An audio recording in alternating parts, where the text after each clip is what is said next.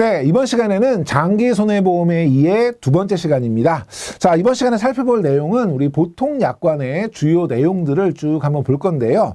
첫 번째, 보험계약의 성립입니다. 보험계약은 계약자분께서 내가 보험을 하겠습니다 라고 하는 청약을 하시게 되면 보험회사가 이제 승낙을 함으로써 계약은 성립을 하게 되는데 무조건 승낙하는 것은 아니죠. 그렇기 때문에 계약 심사를 통해서 청약과 1회 보험료를 받고 나서 30일 이내에 승낙을 할 건지 거절을 할 건지 통지를 하게 돼 있고요. 만약에 30일 이내에 통지하지 않았다면 승낙한 것으로 간주하겠다. 승낙의제라고 합니다. 일반적인 사항이기 때문에 자주 출제되는 것은 아니지만 여러분이 기억하실 거는 30일 이내에 승낙 거절 통지를 한다. 통지가 없으면 승낙한 걸로 본다. 이 두 가지만 잘 기억해 주시면 되고요. 만약에 거절을 하게 되면 당연히 보험료를 돌려드려야 되겠죠. 그런데 그 심사를 해서 거절 통지를 하기 전까지 그 돈을 보험회사가 가지고 있었잖아요. 그러니까 그 기간에 대해서 이자를 더해서 지급하고요. 다만 신용카드로 보험료를 납입하셨다. 우리 신용카드 결제하게 되면 실제로 대금은 언제 내게 되나요? 보통 한 달쯤 뒤에 대금 결제를 하죠. 그러니까 청약을 보험 계약을 신용카드로 결제를 하셨어요. 그런데 실제로 보험료를 내는 거는 한 달 뒤에 내실 건데 그 안에 승낙 거절 통지를 하겠죠. 그러니까 신용카드인 경우에는 매출은 당연히 취소를 해드리는 것이고요. 원금은 돌려드리는 것이고 이자를 더해서 지급하지는 않습니다. 이 부분 여러분이 기억해 주시면 되고요. 자, 두 번째, 계약 전 알릴 의무인데요. 계약 전 알릴 의무는 청약서에 보면 다양한 질문들이 있을 거예요. 뭐 건강에 이상이 있으신 적 있습니까? 치료받으신 적 있습니까? 이런 거에 대해서 성실하게 사실대로 알릴 의무. 이건 이제 계약 전 알릴 의무이고 이거는 계약을 승낙할 것인지 거절할 것인지를 결정하기 때문에 매우 중요한 의무예요. 이걸 만약에 위반을 하셨다. 그러면 보험회사가 임의대로 계약을 해지할 수도 있고요. 경우에 따라서 사고가 났다 하더라도 보험금을 지급하지 않을 수 있기 때문에 그런 것들에 유의해서 성실하게 알릴 의무를 이행하셔야 되겠다라는 것이고요. 두 번째, 계약 후에 알릴 의무. 우리가 계약 전 알릴 의무를 고지 의무라고 하고요. 계약 후 알릴 의무를 통지 의무라고 해요. 이거는 뭐냐면 계약을 하시고 나서 뭔가 위험이 달라졌다든지 아니면 뭔가 상황이 바뀐 것들을 보험회사에 알려주셔야 되는 의무입니다. 첫 번째, 지체 없이 서면으로 회사에 알리고 증권에 확인을 받는 것이 가장 좋고요. 이때 서면으로 알린다는 거는 꼭 기억을 좀 해줬으면 좋겠고, 두 번째, 장기화재보험 같은 재산보험의 경우에는 재산상의 위험이 있는 걸 알려줘야 되겠죠. 그러니까 다른 보험회사와 동일한 위험을 보장하는 계약을 체결했다든지 이건 뭐냐면 중복보험이 되는 거죠. 중복보험이 되게 되면 사고가 발생했을 때 비례보상에서 나간다 그랬죠. 왜냐하면 실제 손해만 보상하기 때문에. 그래서 중복 계약 내용 알려주셔야 되고 보험 목적을 양도하셨거나 다른 곳으로 이전하셨다면 역시 그것도 알려주시고 만약에 위험이 달라졌다고 하면 달라진 거에 따라서 조정을 하셔야 되고요. 건물의 구조가 변경이 됐다거나 철근 콘크리트였는데 목조로 바뀌었다. 이럴 경우에는 위험이 더 커지게 되는 것이고요. 개축이나 증축을 하셨거나 15일 이상 수선을 하시거나 용도가 변경되거나 이럴 경우에는 사고 발생 확률이 커질 수 있기 때문에 이런 것들 알려주셔야 되고 건물을 30일 이상 비워두거나 휴업을 하시는 경우에도 역시 통지 의무가 이행이 되셔야 돼요. 여기서 여러분이 기억하실 거는 15일 그리고 30일 시험에 자주 나오는 숫자이기 때문에 기억해 주시고요. 만약에 상해보험이다. 실손의료보험을 포함해서 사람에 관련됐다면 두 가지일 거예요. 첫째는 건강상의 문제가 생기거나 두 번째는 그런 문제가 생길 수 있는 직업 같은 것들이 좀 변경이 됐거나 이런 것들일 텐데 첫 번째, 피보험자의 직업 또는 직무가 변경된 경우 예를 들면 회사원이었던 분이 택시 기사님이 되시면 교통사고 위험은 훨씬 더 늘어나겠죠. 이런 것들 알려주셔야 되고 이륜 자동차 또는 원동기 장치 자전거, 뭐 작은 오토바이 같은 것들이죠. 이런 것들을 계속해서 사용하는 경우 뭐 일시적으로 한두 번 탄 거야 통제 의무가 부여되는 것은 아니겠지만 계속해서 이용하게 됐다. 이럴 경우에는 반드시 통지 의무를 이행하셔야 되고 그렇지 않을 경우에는 보상에 문제가 있을 수 있다. 기억해 주시면 되겠습니다. 자, 자, 다음은 계약의 무효입니다. 무효라는 것은 효력이 없다는 것이죠. 그러니까 계약이 체결되더라도 법적 효력이 없는 계약, 이걸 우리가 무효라고 하는데요. 첫 번째, 보험 사고가 발생했는데 계약을 체결했다면 이것은 무효이고요. 두 번째, 타인의 사망을 보험금 지급 사유로 하는 계약, 한마디로 얘기하면 사망보험 계약이죠. 그런데 피보험자의 서면 동의를 얻지 않은 경우, 자, 이건 왜 우리가 무효로 하냐면 보험 범죄를 예방하기 위한 것이죠. 예를 들어서 제3자를 사망보험의 대상으로 하는 사망보험을 가입하고 나서 그 피보험자를 사망에 이르게 하는 그런 이제 보험 범죄들이 있을 수 있기 때문에 반드시 보험의 대상이 되는 피보험자의 서면 동의를 얻도록 하고 있는데요. 예외 조항은 단체보험은 예외입니다. 예를 들어 단체, 뭐 회사라든지 단체가 있으면 그 회사의 대표나 단체의 대표가 보험을 가입하는 거예요. 그 구성원들을 위해서. 그러면 각각의 구성원들은 자기 의사에 의해서 보험을 가입하는 것이 아니죠. 내가 뭐 역선택을 하고 싶다고 해서 단체 보험을 가입할 수 있는 것이 아니니까. 그래서 그런 경우에는 각각의 피보험자의 동의를 요하지 않는 것이고요.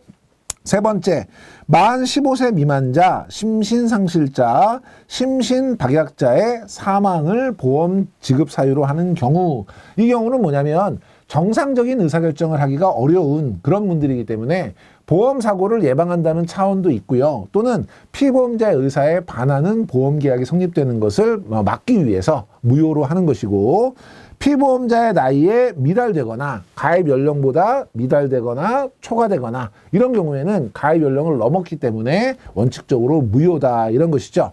자, 무효 같은 경우에는 시험 문제가 두 가지 형태로 나올 수 있습니다. 가장 많이 나오는 것은 다음 중 보험계약의 무효 사유로 보기 어려운 것은 해서 밑에 있는 것처럼 수익자의 사기 행위, 동일한 위험을 담보하는 다른 계약의 체결, 피보험자의 위험의 현저한 증가. 두 번째, 세 번째는 무효 사유가 아니라 통지 의무 사유에 해당되는 것이고, 그래서 무효가 아닌 거 골라라, 뭐 이런 문제도 나오고요.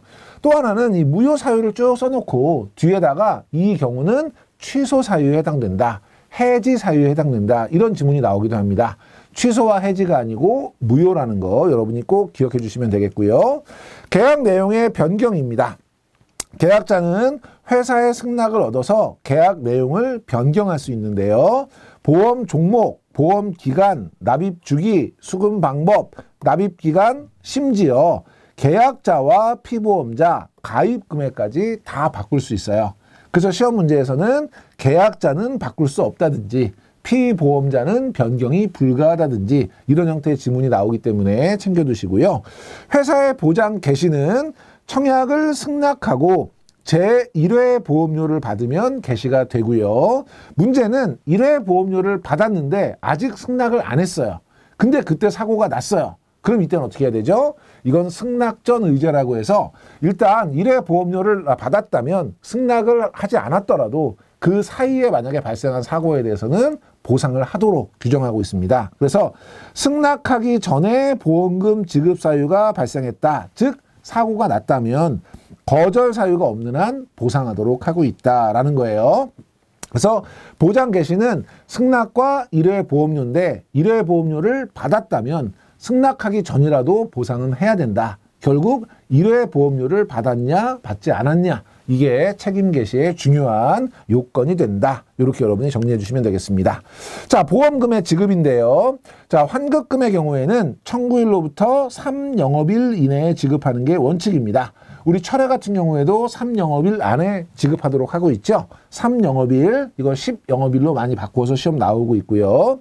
지급 시기 7일 이전에 그 사유와 금액을 계약자, 수익자에게 공지하고요. 그러니까 환급금이 나가는데 뭐 만기라서 만기 환급금이 나갑니다.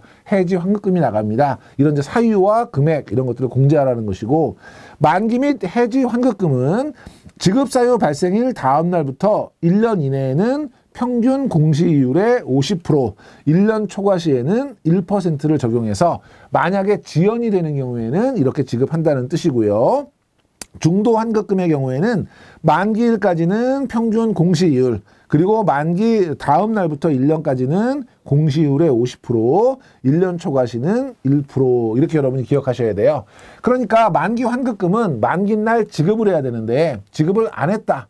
그러면 그때부터 1년까지는 평균 공시율의 50%, 그 이후에는 일괄 1% 이자를 더해서 주는 거고, 해지 같은 경우는 만기가 아직 안 된 거잖아요. 그러니까 만기까지는 평균 공시율, 그 만기를 지나서 1년까지는 50%, 그 이후에는 1%, 뒤에 두 개는 이제 같은 개념이죠. 그래서 여러분이 만기까지는 평균 공시율, 만기 이후 1년까지는 50%, 그 이후는 1% 이렇게 기억해 주시면 되고요.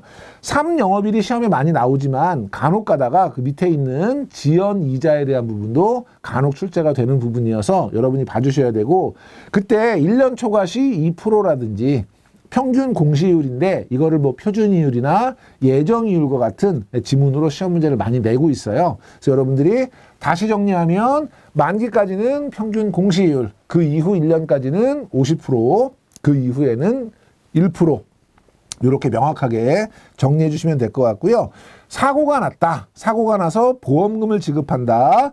서류 접수일부터 3영업일 이내가 원칙이에요. 그래서 신체 손해와 같은 경우에는 단순하기 때문에, 왜냐하면 진단서라든지 뭐 여러 가지 이제 증명할 수 있는 서류가 명확하기 때문에 3영업일 이내에 지급하도록 하고요. 다만 배상 책임이라든지 재산 손해 같은 경우에는 조사나 확인이 필요한 경우가 있어요. 그래서 3영업일보다는 좀 길게 7영업일 이내에 지급하도록 하고 있습니다. 그래서 요거를 뭐 3영업일이냐 10영업일이냐 이런 식으로 문제 많이 내고 있는데, 신체 손해는 비교적 증빙이 단순하고 명확하기 때문에 3영업일, 배상 책임과 재산 손해는 확인 조사가 필요하기 때문에 7영업일 이렇게 구분해 주시고요. 가지급 보험금이라는 것이 있는데요. 보험금 지급이 될 것이 확정이 됐어요. 그런데 지급일까지 좀 시간이 걸리는데 나는 급하게 돈이 필요해요. 그러면 이때 우리 청구가 있으면 피보험자나 수익자가 저 보험금 어차피 주실 건데 좀 미리 좀 빨리 주시면 안 돼요? 이렇게 청구를 했을 때 우리가 지급할 보험금의 50%를 미리 지급하는 이런 제도가 가지급 보험금 제도예요. 그래서 추가적인 조사 확인 때문에 지급기일이 초과됐을 때 피보험자나 수익자가 청구를 하면 추정보험금, 나갈 걸로 예상되는 보험금의 50% 상당액을 미리 지급한다. 요거는 아직 확정이 안 된 거죠. 왜냐하면 조사나 확인이 필요해서 미루어지고 있는 거니까 이때는 확정된 보험금이 아니고 추정보험금의 50%다. 요거 여러분이 기억해 주시고, 두 번째, 배상 책임이나 재산종합보험 같은 경우는 지급보험금이 결정되기 전이라도 피보험자의 청구가 있으면 역시 50% 상당액을 미리 지급한다. 가지급보험 같은 경우는 크게 두 가지 형태 문제가 나옵니다. 박스 안에 넣어놓고 얘는 누구냐? 가지급보험금이다. 이거 물어보는 문제가 있고요. 또 하나는 50%를 바꾸어서 이거를 뭐 80%, 60% 이렇게 내기도 하고, 추정보험금을 확정된 보험금으로 내는 요 문제가 가장 난이도는 높은 까다로운 문제예요. 확정보험금이 아니라 추정보험금의 50%, 요거 잘 기억해 주시면 되겠습니다. 자, 주요 상품으로 넘어가서 장기화재보험 같이 한번 볼게요. 장기화재보험은 여러분이 공부하셨던 일반 화재보험과 동일하다고 생각하시면 되고요. 기간만 장기로 간다, 이렇게 이해하시면 되겠습니다. 자, 그러니까 인수 대상 물건은 주택화재보험, 일반화재보험, 공장물건, 여기에 이제 위험품이 있다면 위험품 할증 물건이 있죠. 사람이 살면 주택, 물건을 만들면 공장, 주택도 아니고 공장도 아니면 일반 물건이 되겠고요. 인수제한 물건은 통화라든지 유가증권이라든지 인지라든지 자동차라든지 특수건물 같은 경우에는 장기 화재보험으로 가입할 수 없어요. 그래서 일반 화재보험으로만 가입하셔야 되고요. 그래서 명기 물건처럼 우리가 명확하게 기재해서 받을 수 있는 물건들은 일단 인수 제한이 되는 것이고, 특수건물은 장기 화재보험으로 가입할 수 없다는 거, 요거 시험에 많이 나오는 부분이니까 잘 챙겨두시고요. 보상하는 손해는 화재에 따른 직접 손해, 타거나 그을린 손해고요. 소방손해, 소방하는 과정에서 물을 뿌리는 침수손이라든지 부시는 파괴손이라든지 이런 것들이 보상이 되고요. 피난손해, 마찬가지로 화재로 물건 같은 것들을 다른 데로 피난을 시켰는데 며칠이었죠? 5일. 그 피난지에서 5일 이내에 다시 화재가 난다고 하면 그거는 목적물이 이동했더라도 보상을 하겠다는 것이고요. 그 다음에 폭발 및 파열 손해, 요거는 주택 화재에서만 기본으로 보장을 하고, 그 다음에 일반 물건이나 공장 물건 같은 경우는 폭발 파열은 특약으로 가입을 하셔야 되는 거죠. 잔존물 제거 비용, 잔존물을 치우는 비용이고요. 이건 보험금의 10% 이내에서 지급하도록 하고 있죠. 자, 보상하지 않는 손해, 고의 중과실 당연히 보상하지 않고요. 도난이나 분실 역시 마찬가지로 보상하지 않고요. 자연 발효, 자연 발열, 자연 발화, 그리고 폭발 파열 같은 경우에는 주택 화재를 제외하고는 보상하지 않습니다. 지급보험금의 계산은 일반 화재보험과 동일하죠. 전부보험과 초과보험은 전액 보상하고요. 그 다음에 우리 일부보험 같은 경우에는 비례 보상하는 그 경우 똑같이 적용되고, 보험료 산출할 때 고려사항, 건물 구조 같은 경우는 지붕과 기둥이죠. 철근 콘크리트조, 슬라브즙, 이게 저희가 흔히 보는 철근 콘크리트 건물이고요. 목조도 있고, 그 다음에 뭐 기와즙도 있고, 그래서 다양하게, 이거 이제 구조를 하는 이유는 뭐냐면, 화재가 발생했을 때 얼마나 손해가 커질 거냐. 철근 콘크리트조 슬라브즙 같은 경우는 최소한 무너지진 않잖아요. 근데 목조 같은 경우는 무너질 수 있기 때문에 손해가 얼마나 커질 거냐에 대한 부분이고, 급수, 이거는 거기서 뭘 하냐에 따라서 사고 발생 확률이 얼마나 높냐, 낮냐, 이거의 문제고요. 주거 형태, 그리고 영위하고 있는 직종, 목적물의 종류, 이런 것들을 가지고 이제 우리가 보험료를 산출할 때 고려하게 되겠죠. 왜냐하면 화재보험에 대한 발생 확률이나 발생했을 때 손해의 확대, 이런 것들을 확인하기 위해서. 그래서 피보험자의 직업은 상관이 없죠. 예를 들면 제가 위험한 직업에 있지만 제 집을 화재보험을 가입한다고 하면 제 직업과 집의 확률은 다른 거죠. 그렇기 때문에 직업은 개인 신체 상해보험에는 매우 중요하나 화재보험에는 고려사항이 아니고요. 그래서 이거 빨갛게 제가 쳐놓은 이유는 다음 중 장기 화재보험의 보험료 산출 시 고려사항이 아닌 것은 할 때 직업이 많이 나옵니다. 직업은 고려 대상이 아니다. 기억해 두시고요. 자, 우리 위에 나왔던 문제들을 한번 보면 주택 가재 수용용 부속 건물이라든지 실외에 쌓아둔 동산이라든지 공장 내의 기숙사라든지 이런 것들은 전부 다 대상이 되는 거죠. 가입 대상이고, 피보험자의 법정 대리인의 과실을 보상한다. 피보험자든 법정 대리인이든 고의나 중과실에 대해서는 보상하지 않죠. 그래서 이런 지문들도 여러분이 같이 챙겨두시면 되겠고요. 장기 화재보험은 여러분 학습하셨던 일반 화재보험과 동일한데 기간만 장기다. 이렇게 이해해 주시면 되겠습니다. 다음에 장기 종합보험인데요.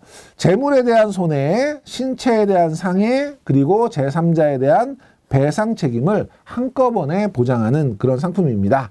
그래서 목적은 장기 화재보험과 동일한, 그래서 인수 제한 물건까지도 동일한, 이건 이제 재물 손해와 관련한 화재보험에 대한, 화재 보상에 대한 그런 이제 목적이 되겠고요. 보상하는 손해는 똑같이 화재 손해, 소방 손해, 피난 손해, 그리고 주택 화재인 경우에는 폭발 및 파열 손해인데, 이때 특약을 가입하게 되면 원래 면책이었던 분실과 도난에 대해서 도난은 보상을 할 수 있습니다. 그래서 도난 손해가 장기 종합보험에는 보상 대상이라는 거 꼭 기억해 주시고요. 보상하지 않는 손해는 공통사항은 동일합니다. 장기화재보험하고 고의, 과실, 폭발, 파열, 분실, 도난 이런 것들은 당연히 보상되지 않고요. 그리고 위에 보시면 피보험자의 법정 대리인의 중대한 과실은 보상한다. 법정 대리인도 피보험자로 간주한다 그랬죠. 보상 안 되고요. 도난 손해인 경우에는 사고 발생 시에 분실 및 도난된 거, 우리가 도난을 절도나 강도에 의한 재산상 손해라고 우리가 규정을 하고 있잖아요. 그러니까 화재나 이런 사고가 났을 때 분실 도난된 것은 역시 보상하지 않고요. 수용 장소를 70인 2시간 동안 비워놔서 생긴 도난이라든지 30일 이내에 알지 못한 도난, 보험 목적물이 건물 구내 밖에 있는 도난, 이런 것들은 면책이에요. 이거 어디서 많이 보셨죠? 앞에 특종보험에 우리 도난보험에 면책사항이 있었죠? 그거하고 동일합니다. 그래서 72시간, 그리고 도난 당했는데도 30일 동안 알지 못했다면 보상하지 않는다라고 하는 숫자 기억해 주시고, 특별약관은 상해담보특별약관에서 여러 가지 신차 상해에 대한 담보를 할 수 있고요. 배상책임담보 특별약관해서 제3자에 대한 배상책임을 특별약관으로 한꺼번에 보상받을 수 있고, 시험 문제에는 배상책임은 장기종합보험의 특별약관으로도 보상받을 수 없다, 이런 질문이 나온 적이 있습니다. 이런 질문 여러분이 챙겨두시면 되겠습니다. 자, 이렇게 해서 장기손해보험에 대해서 이제 전부 살펴봤고요. 다음 시간부터는 개인연금과 퇴직연금제도에 대해서 계속 알아보도록 하겠습니다. 이번 시간에 강의 들으시느라고 수고 많이 하셨습니다.